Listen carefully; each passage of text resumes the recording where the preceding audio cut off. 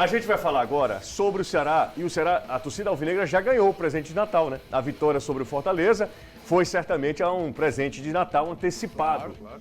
E esse momento, certamente, é um momento em que o Ceará está, talvez, apresentando o melhor DNA do técnico Guto Ferreira. O Ceará vem subindo a escalada na classificação do Campeonato Brasileiro, embora tenha perdido ontem uma posição, mas está na primeira página da tabela depois da vitória do Corinthians ontem, que será décimo, não nono, passou para a 10ª colocação.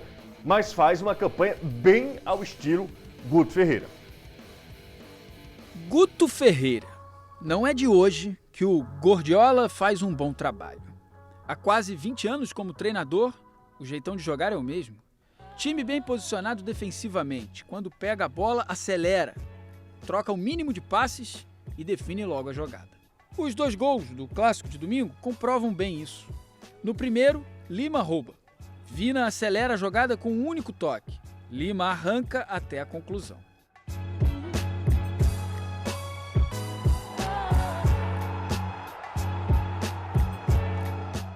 No segundo, Léo Chu rouba a bola. Aciona Samuel Xavier, que acelera a jogada com o lançamento para Vina. Toque para Kleber, que ajeita rápido e finaliza.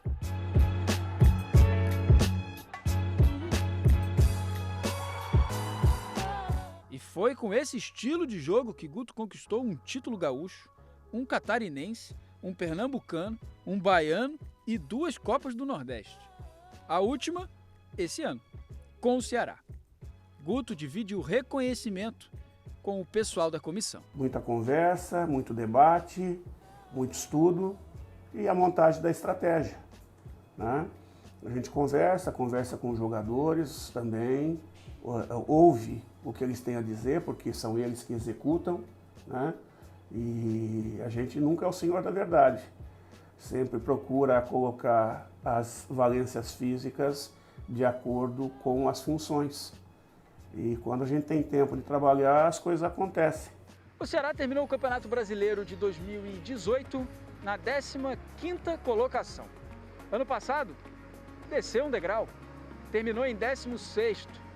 Mas em 2020 a coisa anda bem diferente. O time faz uma Série A muito melhor, muito mais consistente. E pelo andar da carruagem, tem tudo para subir outros degraus até o fim da Série A do Campeonato Brasileiro.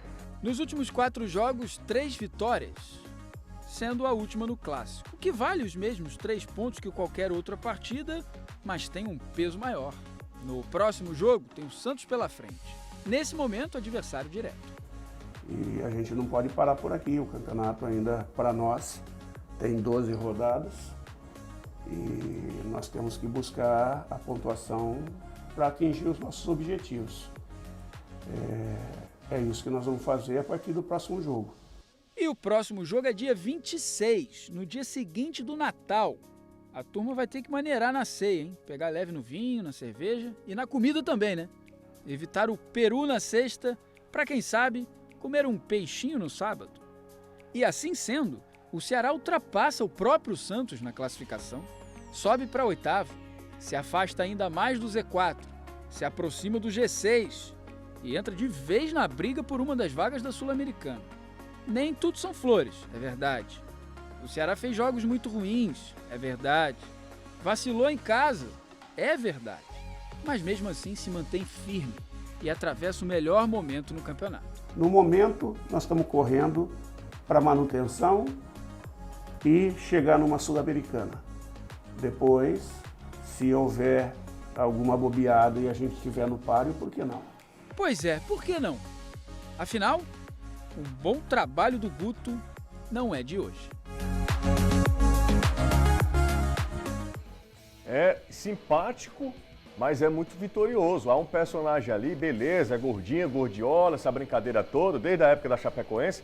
Mas ele, na verdade, desde a época do Mojimirim. E com títulos, né? Com títulos. Na Chapecoense o apelido se firma mesmo, firma, né? porque a Chapecoense foi um fenômeno nacional, né? E aí depois ele mostra ao longo do tempo que certamente é um cara que merece muito respeito nosso, né, Caio? E o legal... E a admiração, né? Com certeza, uma trajetória sensacional. Eu acho que falta no Guto talvez se firmar mais em um mesmo trabalho, aquela coisa que ele trocou a Chapecoense pelo Bahia, o Bahia pelo Inter, e aí ficou talvez uma identidade Mas, embora ele tivesse uma relação com o Inter de muitos anos, o cara sempre quer voltar onde ele, de certa forma, iniciou. Mas é curioso que ele tem um estilo próprio de jogo. É impressionante como os times dele, cara, precisam de um centroavante, a transição em velocidade rápida. Tanto é que o apelido Gordiola é uma mera brincadeira com o fato dele ser gordinho, porque o estilo de jogo do Guto não é da história do time trocar 600, 700 passes no jogo. É um time muito mais incisivo, muito mais vertical, mais de preocupações defensivas. Você lembra até que num determinado momento o Ceará estava tomando muito gol, que aí ele deu entrevista, cara, meus times não são assim, meus times não são frágeis defensivamente falando. Naquela semana que ele tomou 4 do Palmeiras e 4 do Grêmio, né? Exatamente, meus times não são assim, meus times são mais sólidos defensivamente falando. E em prol dele, o Danilo Queiroz fala muito isso, ele sempre disse, na hora que eu tiver a condição de treinar uma semana inteira para cada jogo, vocês vão ver o time melhorar em campo. O time não vai oscilar tanto, até porque os jogos de mata-mata normalmente levam um grau de concentração muito maior do que tive. O Ceará foi até as quartas de final da Copa do Brasil e a eliminação contra o Santos ela é gigante. Basta ver o que o Santos está fazendo na Libertadores. Ele não eliminou um time qualquer, não. Eliminou um time que tem muitas dificuldades, mas dentro de campo o Cuca faz um dos melhores trabalhos do futebol brasileiro. Depois foi eliminado pelo Palmeiras. Enfim, o futebol tem... Cada jogo tem um contraste e aqueles 10 minutos do jogo em São Paulo contra o Palmeiras implodiram a campanha do Ceará na Copa do Brasil. Mas é um trabalho muito sólido e a sensação que me passa é que cada vez mais, até pelas informações que o Danilo traz, a ideia é que o Guto seja o técnico do Ceará por muito tempo, termine esse brasileiro e aí fica mais fácil ainda de você criar uma constância dentro de primeira divisão, dentro de trabalho sólido, até mesmo de formação de elenco para os anos futuros. Até porque, né, Danilo, nessa relação, acho que será bom para o Guto, como o Caio falou, era um técnico que não podia receber uma proposta que já trocava mesmo, e aí a gente... Chapecoense, Bahia ainda. A gente não está nem analisando o mérito da questão. O cara faz o que quer da vida profissional dele.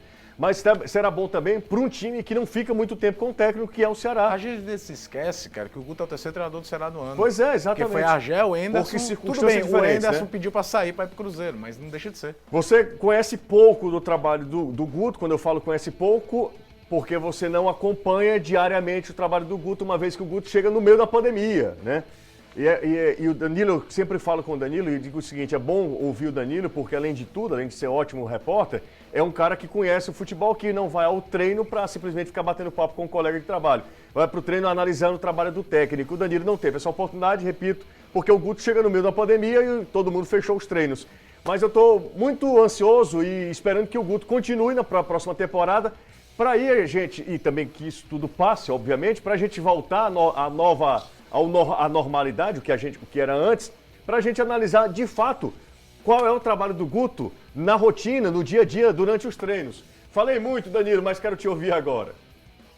Sobre essa questão, José, do Guto ficar pulando de clube em clube, primeira coletiva dele aqui, já virtual, né? Ele falou sobre isso, né? Disse que aprendeu a lição. E ele demonstrou isso ano passado. Ele estava no Sport. O Ceará também vivia um momento difícil na Série A. Vocês lembram que ano passado o Ceará só fez 39 pontos. O Ceará mudando ali de treinador. O Guto Ferreira foi um treinador pensado. Aliás, foi o primeiro pós-Anderson Moreira. A ideia era trazer o Guto Ferreira. E o Guto disse não, apesar de deixar claro que sua vontade era vir, porque fazia um bom trabalho com o Sport e preferia subir o Sport a mudar de clube. E foi aí que ele decidiu que não ficaria pulando de clube em clube. Em relação ao trabalho, sim, aquilo que você disse. O Guto começou o trabalho pós-isolamento social e os clubes voltaram com todos os protocolos diferenciados. E aí nós não tivemos mais acesso aos treinamentos. Alguns vídeos, alguns VTs que a gente inclusive recebe na TV, a gente pôde ter uma ideia, mas é uma ideia muito pequena. O próprio Guto, em conversa comigo no aeroporto, disse para mim algumas vezes que gostaria de nos ter lá para entender o tipo de trabalho que ele tinha. E aquilo que o Caio falou virou realidade. Eu vou ser sincero, o Guto dizia, olha, quando tiver tempo para trabalhar, os resultados no Brasileirão serão outros. E eu, não que não acreditasse, mas eu questionava, será que vão ser outros mesmo, com esse mesmo time? Vão ser resultados diferentes? Mas o Guto demonstrou que estava certo, porque os resultados estão sendo bem diferentes desde que o Ceará começou a ter algum tempo de trabalho entre jogos. O que uma sequência boa não faz, hein, Danilo? Quanto tempo você não recebe a pergunta? Danilo, o Ceará não vai contratar mais ninguém não, Danilo? Primeiro que o momento de contratação já terminou, né? Então isso ajuda. Não tem mais janela para contratações. As inscrições terminaram para o Brasileirão. Mas espera, Jussi. Fevereiro tá bem pertinho. Quando terminar ali janeiro para fevereiro, vão vir as perguntas. Vina fica? Quem é que o Ceará vai contratar para outros setores? Por que não mantém Léo Chu? E a pergunta que ninguém imaginava que iria ouvir. E o Lima? E fica? o Lima fica? Cara, que loucura. Dinâmico o futebol. Como diria... Era um político, cara, que ele falava que A política é dinâmica, a política né? é dinâmica. Eu sei, eu tô Putz, lembrando agora. acabou fugindo. Eu vou lembrar até o fim do programa, eu lembro. Quando ele falava que a política era dinâmica, futebol também. Cara, Delfim Neto, né? Não é político cearense, cara. Ah, era. É. Gonzaga Mota, né? Gonzaga Mota. Gonzaga Mota, Exatamente, isso, Gonzaga isso, Mota. ex-governador. Falava que era a política é dinâmica. dinâmica, né? Futebol também. Também. Futebol Quando talvez até mais. Estenderam o contrato do Lima. Como é que pode, Robson de Castro? Agora estão perguntando se Lima fica pro próximo ano. E o futebol é tão maluco que, por exemplo, a rescisão do Rafael Sobis, de uma forma indireta, deve ter dado espaço pro Léo Chu. Apesar de ser de posições diferentes, o cara vira um a menos na lista e hoje é titular do time absoluto. Né? Sabe quem também, entre aspas, é beneficiário com a saída do Sobis? Kleber, né? Kleber, porque a concorrência interna diminui. Não, e outra, né? O outro que chegou para assumir a posição ainda teve, infelizmente, a lesão no jogo contra o Atlético Mineiro, que é, no caso, o Felipe Viseu. E por muito mérito dele, do Kleber, o atacante está na crista da onda, na proa do barco, de bem com a vida e com o futebol também. Ele fala da alegria de marcar gol em Clássico Rei. Fala aí, Clebão.